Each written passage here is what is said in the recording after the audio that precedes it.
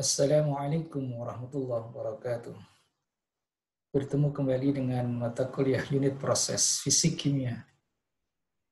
Kali ini kita akan membahas tentang adsorpsi,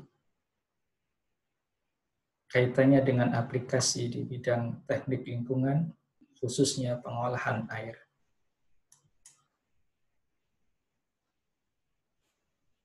Dalam proses adsorpsi, kita mengenal ada istilah adsorben dan adsorbat.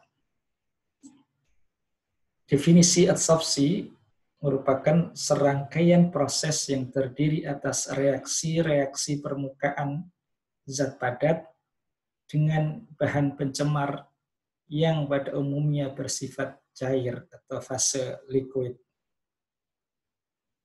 Dalam proses adsorpsi ini,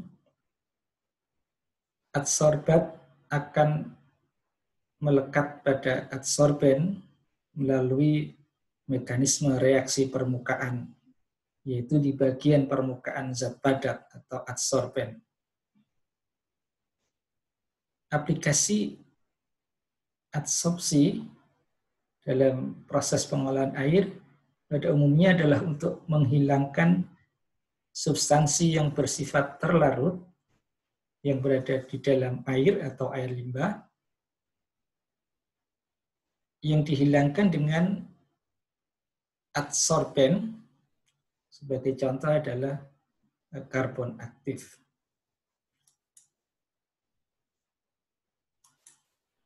Kita harus bisa membedakan antara adsorpsi dan absorpsi.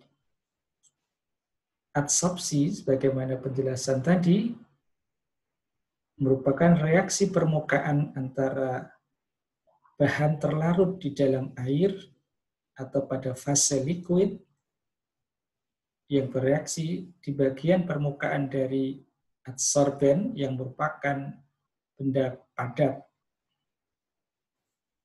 Sementara absorpsi itu terjadi pada fase yang sama. Misal, dalam proses pelarutan oksigen yang fase asalnya adalah gas, bisa larut ke dalam air, maka menjadi gas terlarut atau dissolved oksigen yang terlarut di air. Itu adalah contoh absorpsi. Sebagai gambaran, pada dua gambar ini, adsorpsi, itu kita lihat pada gambar yang di atas, terjadi pada dua fase yang berbeda. Artinya, tidak terjadi proses pelarutan dari bahan yang diadsorb. Sementara pada gambar yang di bawah, kedua fase itu bergabung jadi satu fase. Sebagai contoh tadi pelarutan gas ke dalam air.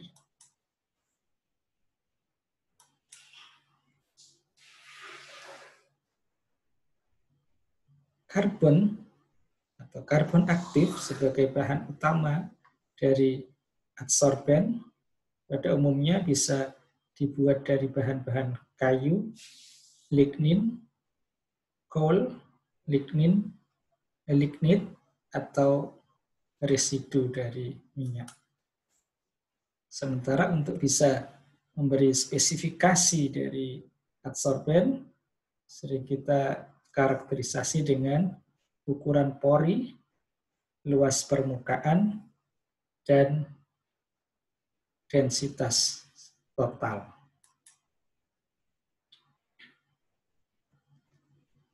Ini adalah gambar bagaimana produksi atau pembuatan karbon aktif yang berasal dari coal melalui berbagai proses sampai akhirnya pada proses aktivasi dan nanti akan dibentuk dalam dua ukuran yang kita namakan PAC, Powder Activated Carbon, ataupun GAC, yaitu Granular Activated Carbon.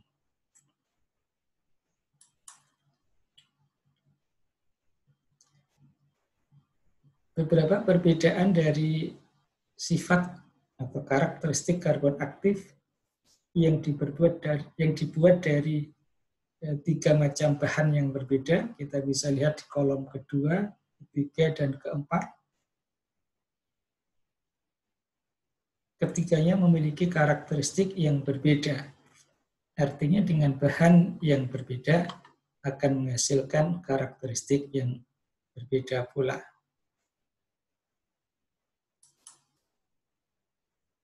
Nah, sekarang kita lihat bagaimana mekanisme adsorpsi dalam proses pengolahan air.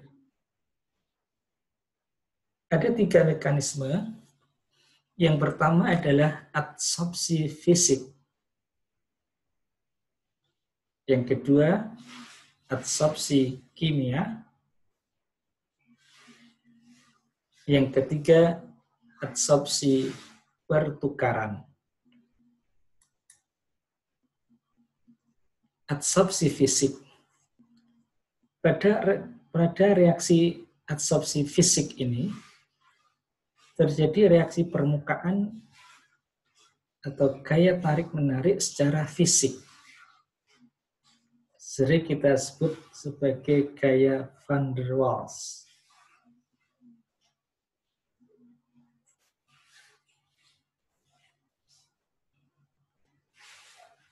Pada mekanisme fisik ini, adsorben dan adsorbat itu terjadi gaya tarik-menarik sehingga terjadi proses penempelan dari adsorban ke permukaan adsorben. Jadi adsorbat akan menempel pada adsorben akibat dari adanya gaya tarik-menarik secara fisik.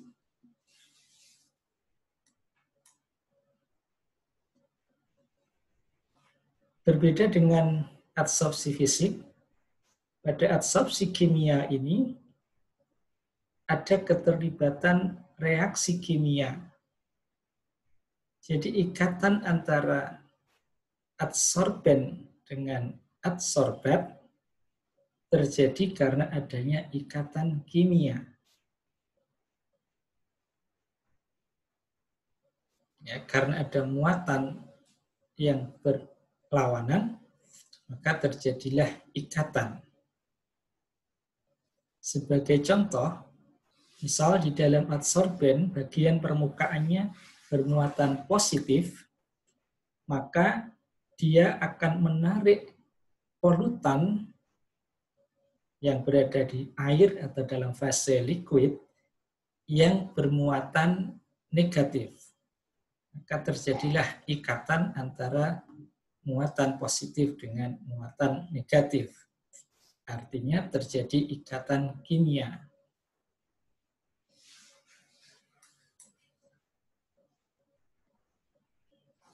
Nah, bagaimana aplikasi adsorpsi pada pengolahan air atau pengolahan air limbah? Yang pertama adalah untuk penyisihan bahan organik non-biodegradable atau refractory organik. Jadi sasaran bahan organik yang akan di-remove oleh proses adsorpsi ini adalah yang non-biodegradable. Karena kalau yang organik biodegradable, maka lebih baik kita olah dengan menggunakan proses biologis.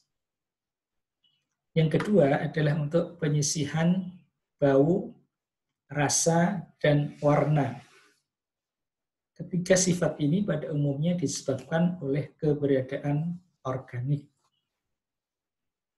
Artinya, untuk bisa menghilangkan bau, rasa, dan warna, maka kita mengadsorb bahan organik yang terdapat di dalam air. Yang ketiga, dengan adsorpsi kita juga bisa menyisihkan logam berat yang terlarut di dalam air atau air limbah.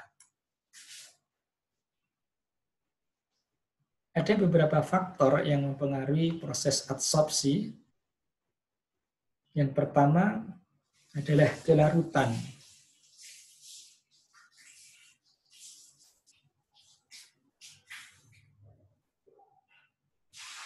Pada umumnya, bahan yang kelarutannya makin tinggi, artinya makin larut, maka daya adsorpsinya itu akan terjadi penurunan.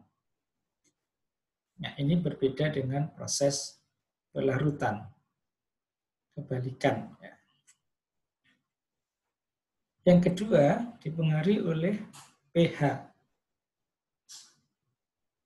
Dalam hal ini adalah pH air, di mana kita lakukan proses adsorpsi ini.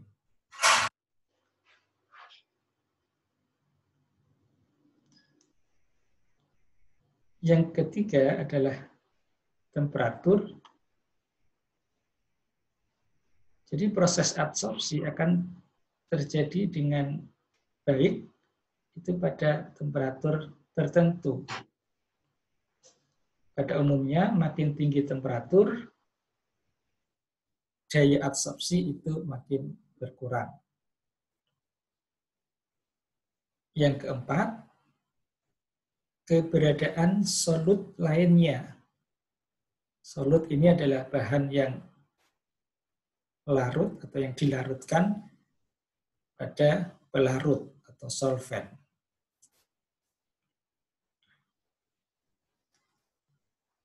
Apabila di dalam air itu terdapat bahan lain, maka di situ akan terjadi kompetisi. Apa atau siapa solut yang lebih cepat atau mempunyai daya tarik terhadap adsorben, maka dialah yang akan teradsorb terlebih dahulu.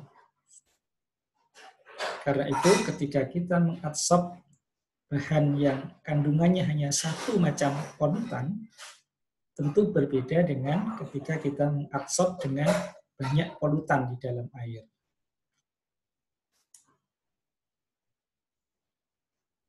Di dalam pemilihan adsorben, kita perlu mempertimbangkan 3 hal berikut. Yang pertama adalah bentuk karbon aktif. Tadi sudah disebutkan ada 2 macam. Ya. Ada yang berbentuk powder dan granular. Sebetulnya ini lebih tepat lagi disebut dengan ukuran. Powder adalah ukuran halus, granular adalah ukuran kasar. Yang kedua, kapasitas adsorpsi. Kapasitas adsorpsi ini menyatakan besarnya bahan yang bisa diadsorb oleh sejumlah adsorben. Yang ketiga adalah laju adsorpsi, atau secara umum kita sebut kecepatan adsorpsi. Ini terkait dengan waktu.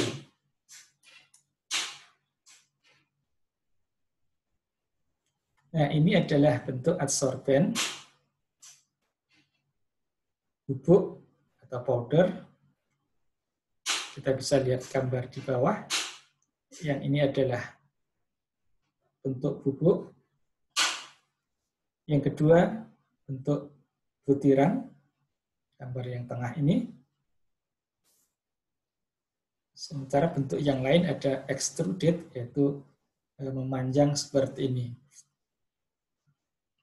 Nah, ini adalah hasil dari manufacturing atau pembentukan,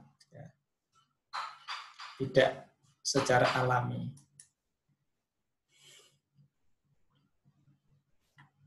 Satu butir karbon aktif kalau kita perbesar, kita akan melihat gambar seperti ini, atau yang di sebelahnya.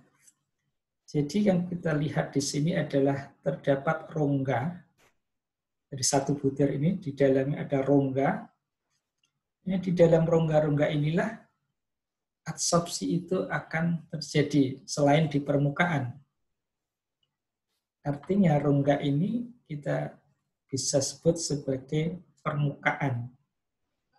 Permukaan dari butiran karbon aktif Artinya makin besar atau makin banyak rongga yang bisa dibentuk, maka luas permukaan kontak itu akan semakin besar. Nanti kita mengenal ada istilah luas permukaan spesifik. Makin besar luas permukaan spesifik, maka daya adsorpsi akan semakin besar.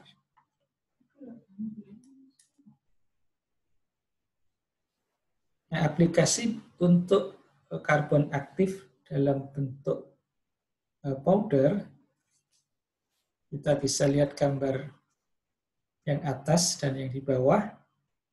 Di situ karbon aktif langsung dimasukkan ke dalam bak, kemudian dilakukan pengadukan. Setelah melalui waktu kontak tertentu, karbon aktif bersama dengan koagulan ini nanti akan diendapkan, ya, mengendap bersama bahan yang berhasil diadsorb. Nah, ini nanti akan berbentuk lumpur yang siap dibuang. Ini proses pengadukan, nanti dihasilkan vlog. Nah, ini adalah metode pemakaian karbon aktif bubuk di dalam pengolahan air, yaitu dengan cara dilarutkan atau dimasukkan seperti halnya pemakaian koagulan. Nah, beda dengan yang granular, pada umumnya dibentuk seperti ini, yang kita namakan kolom adsorpsi. Nah, sebagai contoh di sini adalah paket bed adsorpsi. Jadi ini adalah kolom adsorpsi yang berisi butiran karbon aktif, kemudian air yang diolah dilewatkan, kemudian keluar. Nah, di sini beda dengan yang bubuk tadi. Di sini tidak dihasilkan lumpur. Jadi karbon aktif diam di dalam kolom ini.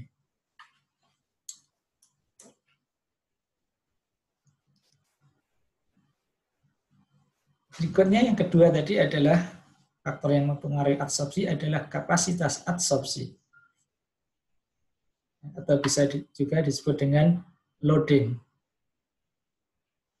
Yaitu besarnya adsorbat, bahan yang diadsorb, yang berhasil diadsorpsi oleh adsorben. Satuan yang sering digunakan dalam menyatakan kapasitas adsorpsi adalah massa per massa atau massa per volume. Jadi satuan yang di atas ini adalah seberapa besar adsorbat atau bahan yang diadsorb dibagi dengan massa atau volume dari adsorben. Artinya kalau kita mempunyai angka 2 mg per gram, itu artinya 1 gram adsorben mampu mengadsorb 2 mg adsorbat. Pada umumnya kita menggunakan satuan massa per massa. Nah, bisa juga massa per volume. Nah, kapasitas adsorpsi ini bisa meningkat dengan yang pertama, apabila pH kita turunkan. Artinya makin asam, maka proses adsorpsi atau kapasitas adsorpsi itu bisa meningkat.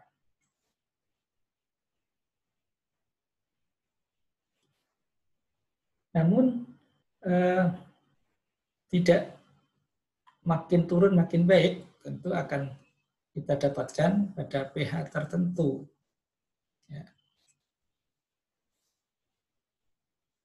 Yang berikutnya yang juga penting itu adalah seberapa besar porinya. Pori itu rongga yang terbentuk di dalam butiran adsorben seperti penjelasan sebelumnya tadi. Makin besar porinya, rongganya, atau makin porus, maka dia makin luas permukaannya. Jadi sebetulnya inti dari pernyataan ini adalah luas permukaan dari adsorben. Yang ketiga yang mempengaruhi adsorpsi tadi adalah laju adsorpsi. Laju atau rate, kita sering tulis dengan notasi R. Ya. Jadi laju itu adalah perubahan konsentrasi per satuan waktu. Jadi makin besar perubahannya atau selisih konsentrasi dalam waktu tertentu, maka lajunya semakin tinggi. Nah, nanti kita akan menghasilkan sebuah angka yang kita namakan sebagai koefisien laju adsorpsi.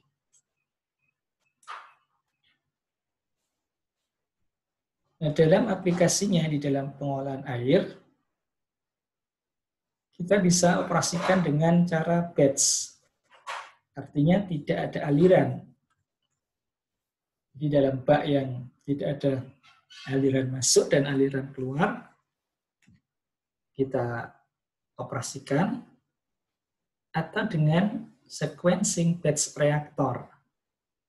Jadi satu bak bisa berfungsi beberapa proses. Ada pengisian, ada operasi adsorpsi, dan terakhir ada pengurasan. Atau continue. Nah, dalam dua gambar yang sebelumnya tadi, yaitu yang melarutkan atau memasukkan adsorben bubuk ke dalam bak, itu air mengalir terus-menerus, itu adalah contoh continue. Ataupun dengan kolom adsorpsi, ada adsorben yang granular, nah, air mengalir secara terus-menerus, nah itu adalah dua contoh dari operasi adsorpsi secara continue.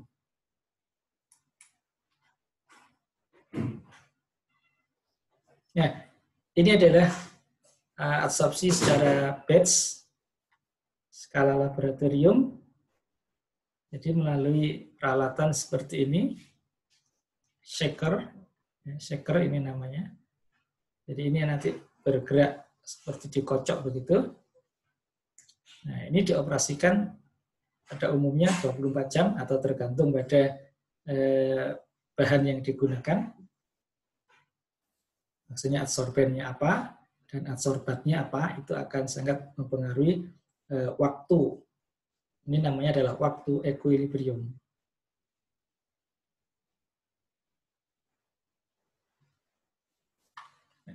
Dalam operasi di laboratorium seperti ini, ada sejumlah air yang mengandung polutan tertentu dengan volume yang sama. Misal ini ada 6 gelas, 6 flash ini kita isi dengan air atau air limbah yang sama volume maupun kandungannya. Kemudian ke dalam 6 flash ini kita isi sejumlah karbon atau adsorben dengan massa yang berbeda-beda. Selanjutnya dikocok selama waktu tertentu, misal 24 jam. Nah, nanti setelah 24 jam, air dari 6 gelas ini itu akan kita periksa kandungan polutannya. Nah, dari situ nanti akan ketahuan seberapa besar kapasitas adsorpsinya.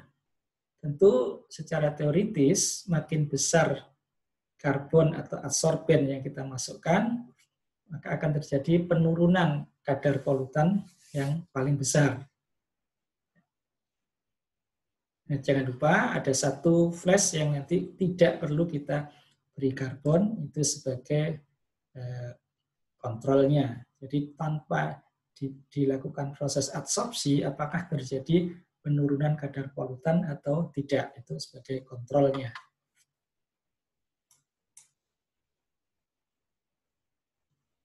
Nah, kalau yang continue itu seperti ini, jadi ada aliran masuk dan keluar melalui kolom adsorpsi ataupun melalui bak yang karbonnya atau adsorbennya dimasukkan.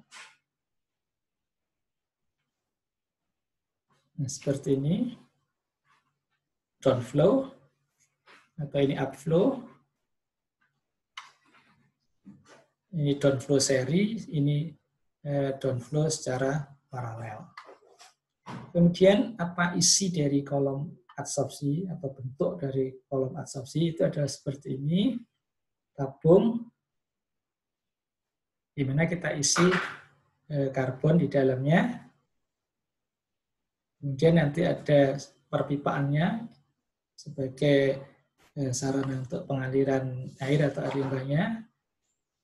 Bisa dari atas atau dari bawah, tergantung sistem yang kita pilih, apakah downflow atau upflow.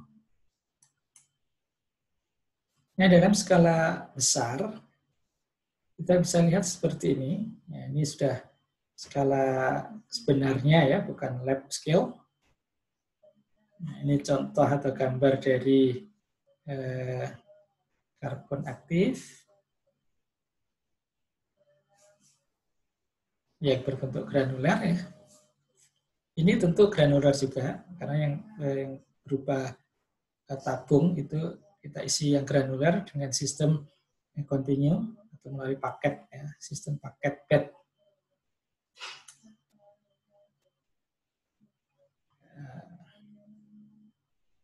Ini sama dalam bentuk diagram, jadi ini adalah kolom adsorpsi yang berisi dengan granular activated carbon yang bersifat fixed bed, artinya karbon aktif di sini itu diam, airnya mengalir. Ini beda dengan yang ini adalah yang powder. Jadi kita memasukkan karbon itu ke dalam air, apakah di salurannya atau langsung di baknya, terus dilakukan pengadukan secara merata. Nanti selanjutnya ada pemisahan. Pada umumnya pemisahannya adalah dengan diendapkan ataupun di filter. Jadi ini nanti akan menghasilkan lumpur ya. Kita masukkan karbon aktif di sini tadi, nanti di sini diaduk, nanti hasilnya adalah lumpur. Jadi beda dengan yang ini.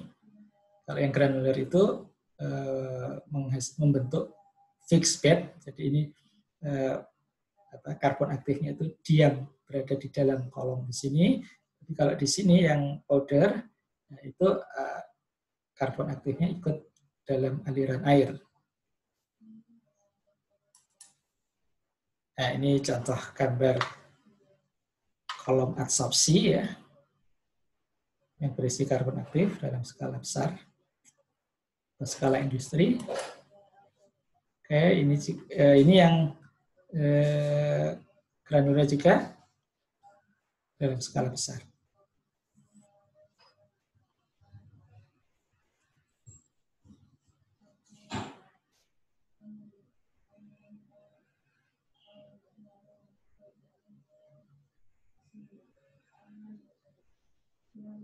Oke, saya kira penjelasan awal untuk adsorpsi sampai di sini. Kita masih akan lanjutkan pada bagian kedua nanti tentang model adsorpsi. Untuk model adsorpsi kita akan bahas pada pertemuan berikutnya.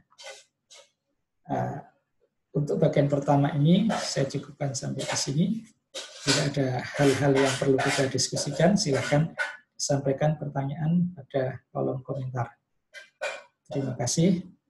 Assalamualaikum warahmatullahi wabarakatuh.